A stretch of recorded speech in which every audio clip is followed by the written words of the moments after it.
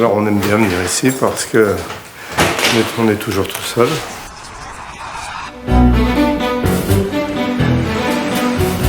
Nous sommes dans le Bordelais, sur l'immense propriété de Florence et Daniel Cathiard. Sur leurs 70 hectares, on trouve non seulement un complexe hôtelier de 5 étoiles, 2 restaurants gastronomiques, le premier centre de vinothérapie au monde, avec sa gamme de produits cosmétiques à base de pépins de raisin, et surtout le château du fameux cru Smith au Lafitte. Quand on partait de bon matin, quand on partait sur les chemins, à bicyclette. Voilà 20 ans que Florence et Daniel Cathiard ont quitté le monde des affaires pour se consacrer à l'exploitation de ce vignoble. Et bien là on est en pleine vendange, donc il fait beau, le raisin est mûr, donc a priori c'est le bon moment. Ça y est, on met les bouchées doubles, on vendange avec une troupe importante, et donc c'est le grand moment. Ouais, on va faire les petits en poinçon avant de faire la pause, tout le monde. Vous voyez donc on transporte le raisin à dos d'homme et donc on met 2 cagettes l'une sur l'autre.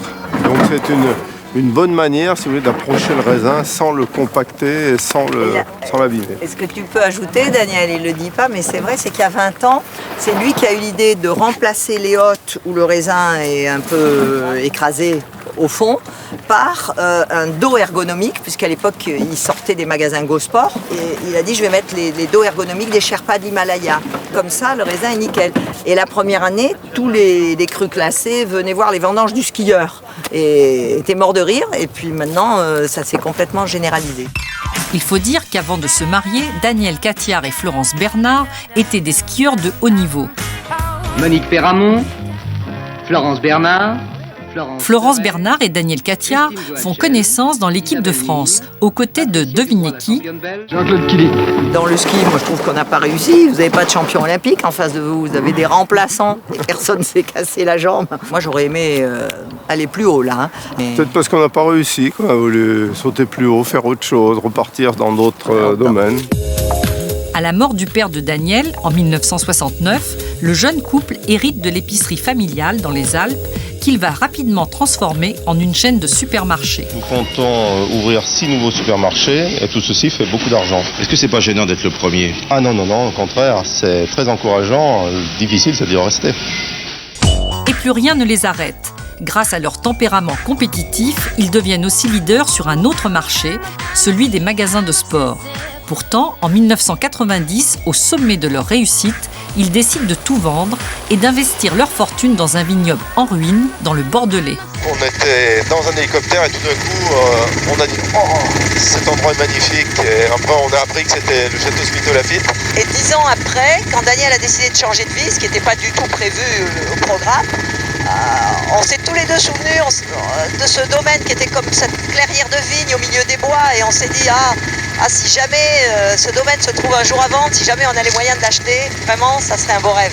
C'était en mauvais état, mais ça avait quand même beaucoup d'allure. Et on était tombés amoureux.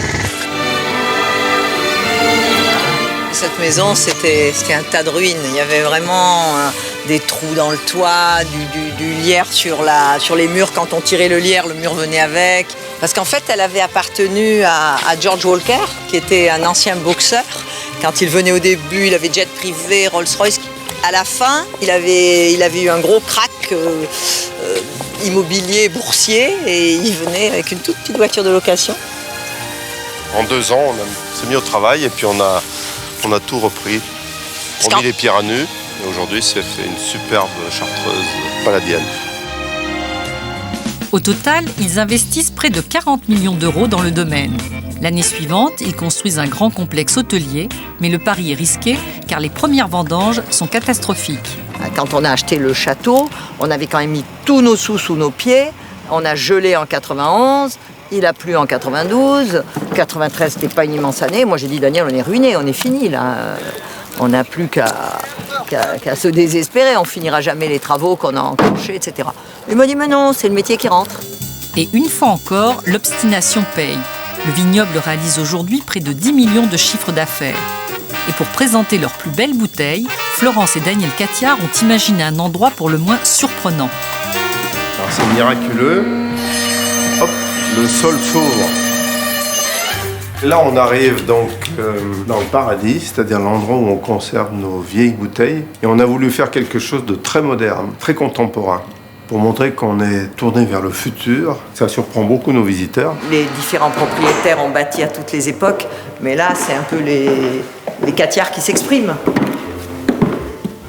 Voilà le Saint des Saints. C'est vrai qu'on a été heureux de montrer aussi que nos vieilles bouteilles pouvaient très bien s'accommoder d'un décor un peu futuriste. Et alors voilà, ça commence en 1991 et ça finit en 1878. C'est notre plus vieille bouteille. On amène nos meilleurs importateurs, les grands collectionneurs de belles bouteilles, les gens qui sont capables de réciter sans se tromper le nom de la demi, la bouteille, le magnum, le double magnum, le Jéroboam, l'impérial. Et là, ça se complique. Si je ne me trompe pas, c'est Salmanazar, Balthazar, Nabuchodonosor et Melchior. Voilà. Melchior, c'est 2 caisses de vin. 2 caisses de vin, donc 24 bouteilles, il faut 3 hommes pour servir un Melchior. Et puis là, vous avez le symbole de notre œuvre. C'est un artiste coréen qui a installé un puits sans fond. Pour nous, c'est un peu le symbole de toute l'énergie qu'on met tous les matins. Le couple modernise également toute la chaîne de production et son exploitation agricole est aujourd'hui un modèle en matière de technologie. Là, on arrive dans la zone où on trie les pépins. C'est là qu'on regarde si chaque grain de raisin est bien rond, s'il a bien la bonne couleur. La machine enlève 99% des grains qui sont mal verrés, comme on dit, qui sont encore roses ou verts. Au début, je disais à mon mari qu'il était fou d'investir autant dans une machine pas forcément utile. Mais en 2011, n'importe quel professionnel vous dira que c'est le tri qui fera toute la différence entre un vin excellent et un vin moyen. Et là, on est très très heureux, et très heureux d'avoir été pionnier parce qu'on maîtrise complètement les réglages. Alors là, on arrive dans le Grand Chai, et vous allez voir, c'est une vraie cathédrale où on a plus de 2000 barriques. Et là, le vin va rester pendant 2 ans et il va se bonifier naturellement. Donc c'est un temple du vin ici. Avec leur savoir-faire, leur vignoble est devenu un site unique que l'on vient visiter du monde entier. C'est vrai qu'il y a quelques acteurs célèbres, mais je peux vous dire que Johnny Depp et Vanessa Paradis, c'est des vrais pros en matière de vin. Ils s'intéressent beaucoup à la vigne et au vin. Ils ont posé des questions techniques. Surtout lui, il nous a vraiment impressionnés. Il connaît les grands Bordeaux, je peux vous dire. Pareil pour Guillaume Canet et la belle Marion Cotillard, qui sont très sensibles au côté bio, au côté organique de nos vignes. Et elle est très pointue. Et là, c'est Tom Cruise et Cameron Diaz. Ils ont bien goûté, bien dégusté, alors que tous les gens qui entourent ce grand acteur, tout l'entourage nous avait dit « il ne boit pas, il ne goûtera pas vos vins ». En fait, il s'est régalé et il en a même emporté 2 bouteilles dans son hélicoptère et il était très content. Voilà, vous remarquerez qu'on ne met que les gens connus qui s'intéressent à nos vins. Et l'histoire se perpétue. Si Florence et Daniel Catiard sont classés 247e fortune de France, ce n'est pas seulement grâce à leur vignoble réputé, c'est surtout grâce à leurs 2 filles auxquelles ils ont transmis leur sens aigu des affaires. Voici Mathilde, leur fille aînée. Depuis 16 ans, elle est à la tête d'une grande marque de cosmétiques, aujourd'hui leader en pharmacie. Bonjour Lucie, bonjour Marlène. Bonjour Mathilde. Ça va bien? Ça va bien et vous? Ouais. Actuellement, Mathilde développe sa marque à New York. Elle revient régulièrement dans ses prestigieux bureaux parisiens. Et si l'on retrouve du vin sur son bureau, c'est que sa réussite professionnelle est indissociable de celle de ses parents. Donc le vin de mes parents, c'est un clin d'œil parce que ça fait partie de l'histoire de ma marque de produits cosmétiques. Tout a commencé dans les vignes de ma famille. C'était en septembre 93 et c'est là que j'ai rencontré une équipe de chercheurs, dont le professeur Joseph Vercottren, qui à l'époque était le président du groupe mondial polyphénol, qui s'est arrêté devant la grosse benne remplie de pépins et qui nous a dit « mais vous êtes fous, vous jetez des trésors ». Et il voulait parler de ces antioxydants que l'on trouve dans le pépin, qui sont 10 000 fois plus puissants que la vitamine E pour lutter contre les radicaux libres. Les radicaux libres qui eux-mêmes sont responsables de 4 rides sur 5. 2 ans plus tard, les premières crèmes voient le jour. Mais c'est à nouveau sur le vignoble des parents que le projet va prendre de l'ampleur. La marque avait déjà son petit succès dans les pharmacies françaises. Et puis mes parents ont eu cette idée géniale et brillante de faire un hôtel. Au début, ils voulaient faire des chambres d'hôtes, et puis le projet a pris de l'ampleur. Ils se sont dit, on va ouvrir 30 chambres d'hôtel. Et moi, je leur ai dit, écoutez, il faut absolument qu'on fasse une cabine de soins où on fera des protocoles avec mes produits. Et puis le projet a pris de l'ampleur parce qu'on a trouvé une source d'eau chaude. Et finalement, on a ouvert un spa qui, à l'époque, avait 14 cabines. C'était en 99. Et ça a été pour moi un fabuleux écrin pour montrer ce que je savais faire avec mes produits. Entre les 7 centres de vinothérapie et les produits cosmétiques, sa société réalise aujourd'hui un chiffre d'affaires de 90 millions d'euros. Bonjour Hélène. Mathilde a suivi l'exemple de ses parents. Comme eux, c'est en couple qu'elle conduit ses affaires avec son mari Bertrand. J'aurais jamais pu monter ça sans être en couple, parce que vous avez un hémisphère droit et un hémisphère gauche. Puis c'est une aventure tellement prenante, c'est toute ma vie depuis 16 ans. Jamais j'aurais pu faire ça toute seule. Et puis moi, j'aurais fait des très belles formules, mais j'aurais eu personne pour les vendre. Mon mari sait compter, et c'est lui qui est derrière mes formules et qui fait en sorte qu'elles soient dans les points de vente. Oui, allô, Alice Tourbier, bonjour. Retour sur le vignoble. La petite sœur Alice applique la même recette, travailler en couple avec son mari Jérôme. En 2001, à l'âge de 24 ans seulement, ils reprennent ensemble la direction de l'hôtel 5 étoiles et de ces 2 restaurants que les parents ne voulaient plus gérer. À l'époque, ils cherchaient un directeur de 50 ans, donc on a dit avec Alice, on a proposé nos services et on a dit on a 50 ans à 2, on prend le salaire, on divise par 2, est-ce qu'on peut essayer ? Au départ, c'était dur de s'affirmer. Je me souviens de clients en 99-2000 qui disaient je veux voir la direction, pas la stagiaire, parce qu'on avait du mal à remplir le costume.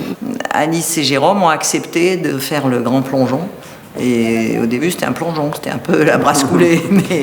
Mais aujourd'hui, on est surpris du succès. À leur tour, Alice et Bertrand ont fait leurs preuves, puisqu'ils viennent de racheter un hôtel 4 étoiles près de Paris. Et là encore, l'influence des parents est omniprésente.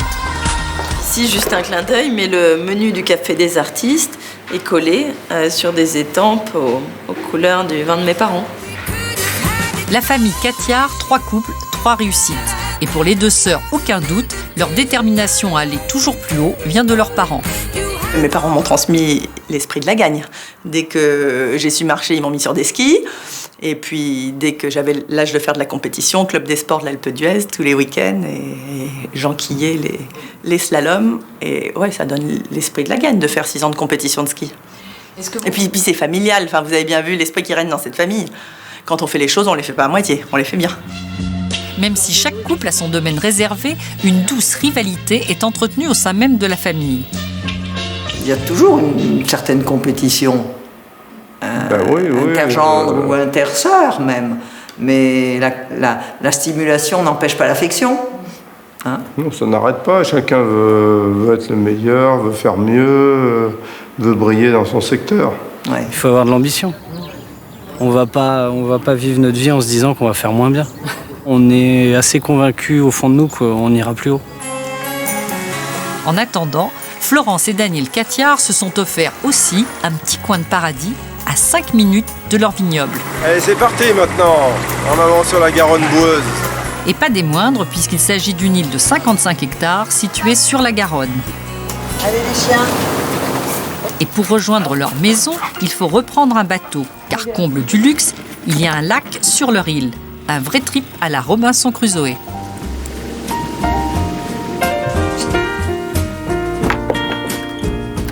Voilà, petit endroit perdu au milieu de la Garonne. Alors on aime bien venir ici parce que on est toujours tout seul.